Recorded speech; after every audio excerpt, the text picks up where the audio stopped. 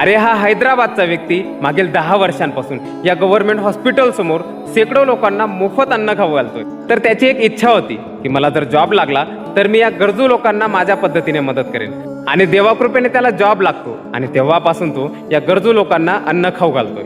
तर त्याची एकच इच्छा आहे की कुठलाही व्यक्ती अन्नाअभावी झोपू नये, म्हणून त्याला हैदराबादचा फूडमॅन म्हणून ओळखलं जातं. तर याला म्हणतात योग्य पद्धतीने गरजू लोकांना दान कर.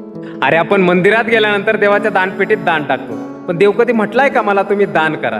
देव ना पैशाचा भुका नाही अन्नाचा भुका, तो फक्त आपल्या निस्वार्थ भक्तीचा भुका असतो. देवाने जर तुम्हाला देणारा बनवला असणार तर दान नक्कीच करा, कारण आपण कमवलेला पैसा धन दौलत हे सगळं इथेच राहून जाणार आहे. वरती नेण्याचा आपल्याकडे कुठलाही ऑप्शन नाही.